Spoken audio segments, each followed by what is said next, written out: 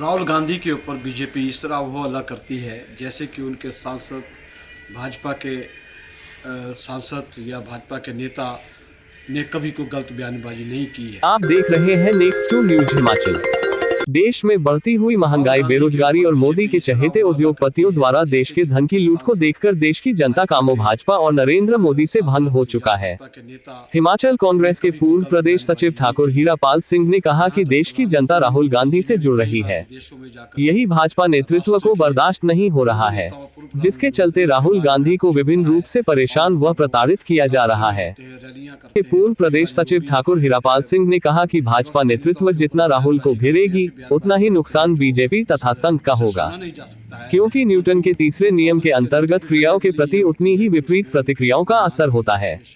जिस प्रकार पूर्व यूपीए सरकार में मोदी के खिलाफ कांग्रेस नेताओं ने दुष्प्रचार किया था, वर्तमान में वही भाजपा कर रही है, क्योंकि जिस तरह मोदी को टारगेट किया गया और आज सत्ता पर काबिज हो गए हैं, इसी प्रकार का रवैया भाजपा चल रहा है।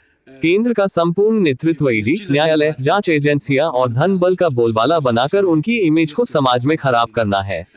भाजपा द्वारा उनका विरोध हो रहा है, लेकिन उनको अपनी बात रखने का लोकसभा के अंदर समय नहीं दिया जा रहा है। उन्होंने कहा कि उनको सच बोलने की सजा मिल रही है, क्योंकि वह विपक्ष की आवाज उठा रहे हैं, जनता के मुद्दे उठा रहे।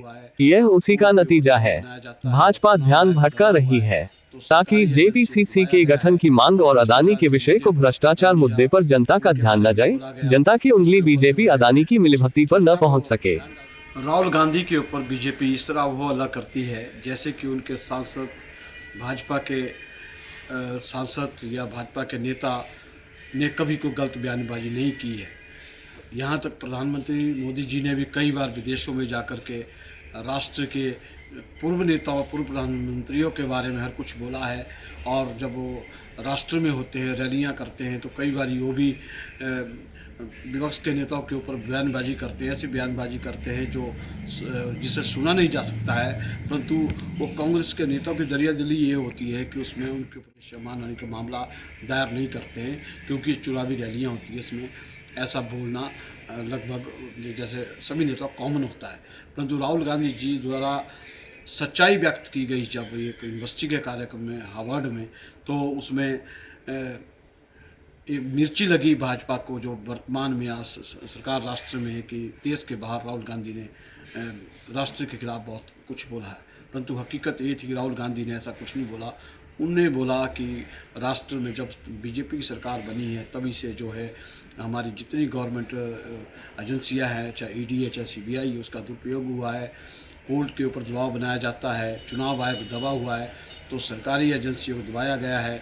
और भ्रष्टाचार के मुद्दे पर अदानी या उनके बारे में बोला गया, तो उसके ऊपर जो है तो उस चर्चा को ध्यान डाइवर्ट करने के लिए उन्होंने राहुल गांधी के बयान को, आज जिस तरह से लोकसभा में उनको बोलने नहीं दिया जा रहा, उनको समय नहीं दिया जा रहा है, तो उनको इस तरह घोषित कर जैसे राहुल गांधी का आतंकी है।